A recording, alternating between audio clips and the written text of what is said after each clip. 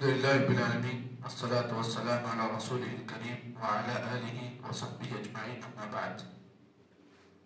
أعوذ بالله من الشيطان الرجيم. بسم الله الرحمن الرحيم. كل الطعام كان حلا لبني إسرائيل إلا ما حرم إسرائيل على نفسه من قبل أن تنزل التوراة. قل فأتوا بالتوراة فاتلوها إن كنتم صادقين. سورہ عمران کی آیت نمبر 92 آپ کے سامنے پیش کی گئی.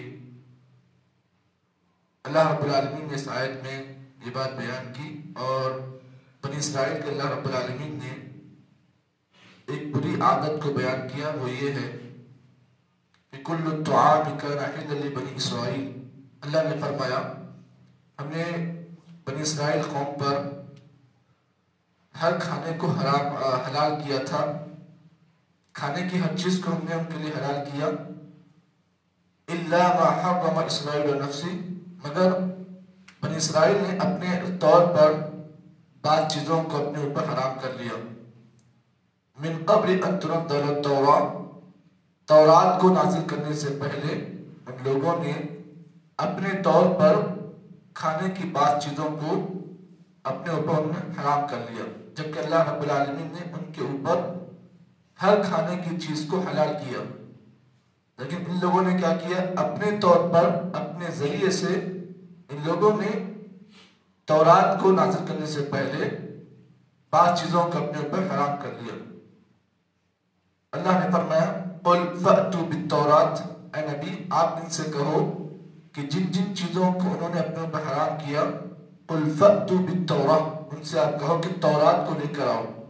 فاتلوها، اور اگر ان کی کتاب میں واقعی لکھا گیا ہے کہ یہ چیز ہم پر حرام ہے، فاتلوها، تو اس کی وہ تلاوت کریں. ان کنتم صادقین، اگر وہ لوگ اپنے دعوے میں سچ ہوں. اس آیت سے آپ کو کیا بات معلوم ہوئی؟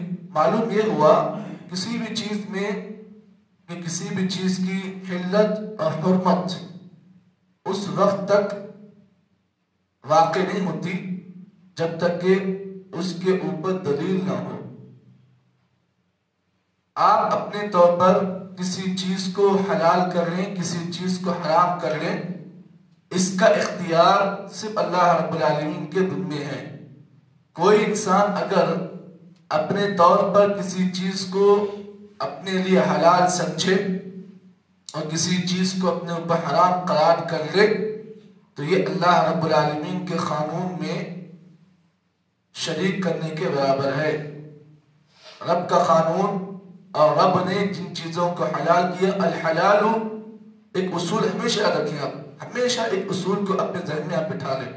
الحلال ما احل اللہ ورسولہ، والحرام ما حرم اللہ ورسولہ، وبینہما مشتبہات. اللہ کے رسول کی واضح حدیث ہے جس میں اللہ کے نبی نے فرمایا الحلال، حلال وہی ہے ما احل اللہ ورسولہ، جس کو اللہ اور اس کے رسول حلال قرار دے. والحرام، حرام ہر اس چیز کو جس کو اللہ اور اس کے رسول نے حرام قرار دیا وہ چیز حرام ہے. وبینہما مشتبہات، ان دونوں کے بیچ میں ایک بڑی خطرناک چیز ہے اور وہ ہے شکی امور، متشابہ امور. کبھی کبھار آپ کوئی چیز کھانے جاتے ہو، آپ کو حلال اور حرام کا علم نہیں ہوتا ہے تو بیچ میں شکی امور آ جاتے ہیں، کھائیں یا نہ کھائیں، کھائیں یا نہ کھائیں. آپ شک میں ہو جاتے ہو کہ میں یہ چیز کھاؤں یا نہ کھاؤں. تو آپ اس وقت کیا کرنا چاہیے؟ آپ کو نص تلاش کرنا چاہیے. نص، واقعی آپ چیز کھا رہے ہیں تو اس کا حکم قرآن میں ہے یا اس کا حکم اللہ کے نبی کی حدیثوں میں ہے یا پھر صحابہ کے اقوال میں اس کا حکم ہے. ٹھیک ہے، اگر ملا آپ کو تو ٹھیک کھا لیں، نہیں مل رہا ہے تو آپ اپنے طور پر بغیر ڈھونڈے کے اگر کھا رہے ہیں تو پھر یہ غلط بات ہے. تو آپ کو کسی چیز کے کھانے کا علم نہ ہو تب آپ کو اللہ کے نبی کی حدیثوں کو تلاش کرنا پڑے گا. جیسے مثال طور پر آپ کو کھجور کھانے کا ہے، آپ شک میں پڑ گئے کہ حلال ہے یا حرام ہے، میرے پر کھانا حلال ہے یا حرام ہے. دیکھیے اللہ کے نبی کے ساتھ بھی واقعہ پیش ہے. نبی اکرم صلی اللہ علیہ وسلم نے کیا کیا, ایک مرتبہ اپنے طور پر اپنی بیویوں کی رضامندی کے لیے آپ نے کیا کیا, شہد کو اپنے اوپر حرام کر لیا. باقی جانتے ہیں نا 29 پارے میں سورۃ تحریم کی جو آیتیں ہیں, یا ایھا النبی لما تحرم ما احل اللہ لک تبتغی مرضات ازواجک واللہ غفور رحیم. سورۃ تحریم کی پہلی آیت میں اللہ رب العالمین یہی بات بیان کی. اللہ کے نبی نے کیا کیا, اپنی بیویوں کی رضامندی کے لیے آپ نے شہد کو اپنے اوپر حرام کر لیا. کہا کہ آج سے میں شہد کو نہیں پیوں گا. جی وجہ کیا تھی, ان کی بیویوں میں بعض بیویاں شہد کی جو کھانے کے بعد جو بو آتی ہے اس کو ناپسند کر رہی تھی. نبی اکرم صلی اللہ علیہ وسلم غصہ آیا اور آپ نے غصے میں آ کر یہ بات کہی تھی کہ آج سے میں شہد کو نہیں پیوں گا. اللہ کے نبی کی عادت ہوتی کہ آپ شہد پیا کرتے تھے. نبی کو غصہ آیا اور اپنی بیویوں کی رضامندی کے لیے آپ نے کیا کیا, شہد کو اپنے اوپر حرام کر لیا. اللہ رب العالمین نے فوری یہ آیت مبارکہ نازل کی, یا ایھا النبی, جو اے نبی, لما تحرم ما احل اللہ لک, آپ کی کیا مجال ہے کہ اللہ رب العالمین نے جو چیز آپ پر حلال کی آپ اپنے اوپر حرام کر لیں اس کو. تبتغی مرضات ازواجک, اور وجہ کیا ہے, آپ اپنی بیویوں کی رضامندی کے لیے اس چیز کو حرام کر رہے ہیں. اللہ غفور رحیم, یاد رکھو نبی, اللہ تعالیٰ معاف کرنے والا اور رحم کرنے والا ہے. وقت کے نبی کو بھی اس بات کی اجازت نہیں کہ اپنے طور پر کسی چیز کو حلال کر لے یا حرام کر لے. بعض لوگوں کا آج معاملہ یہ ہے کہ چکن کے بارے میں لوگ متشابہ امور میں ہیں, چکن کھانا ہے یا نہیں کھانا ہے, حلال ہے یا حرام ہے. جی مسئلہ ہے نا یہ. لوگوں کو آج بکرا کھانا ٹھیک ہے, گائے کا گوشت کھانا ٹھیک ہے, لیکن مسئلہ آ رہا ہے کہ چکن کی گوشت کو کھائیں نہ کھائیں. بعضوں نے اپنے طور پر اسے حرام کر لیا ہے, ہم کھائیں گے نہیں. اس کے لیے اب نص ڈھونڈنا پڑے گا. آپ اپنے طور پر کسی چیز کو حرام کر لیں, یہ پھر جائز نہیں ہے.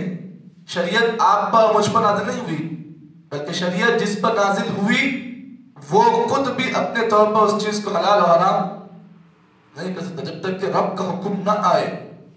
تو پتہ یہ چلا کہ کبھی کبھار انسان کو کچھ چیزوں میں اگر حلال اور حرام کا اگر شک ہو تو انسان کو اس کا ڈاؤٹ کی چیز کو نہیں اختیار کرنا چاہیے, بلکہ جو چیز واضح اسے معلوم ہو رہی اسی چیز کو انسان اختیار کر لے.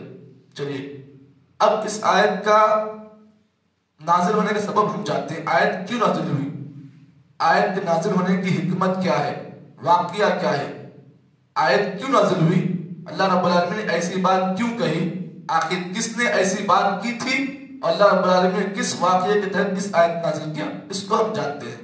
حضرت عبداللہ ابن عباس رضی اللہ تعالیٰ آپ جانتے ہیں مفسر قرآن میں سے ہیں, اور حضرت عبداللہ ابن عباس رضی اللہ تعالیٰ عنہما نے اس آیت کے سلسلے میں ایک واقعہ نقل کیا, اور اسی واقعے کے ضمن میں یہ آیت مبارکہ نازل کی گئی. واقعہ یہ ہے کہ اللہ کے نبی صلی اللہ علیہ وسلم کے پاس یہودیوں کا ایک قافلہ آیا, ایک گروہ آیا, یہودی لوگوں کا ایک گروہ اللہ کے نبی کے پاس آیا, اور انہوں نے کہا کہ تدعو انک علی ملت ابراہیم, اے ابراہیم تم یہ گمان کرتے ہو, تم یہ سمجھتے ہو کہ تم حضرت ابراہیم کے طریقے پر ہو.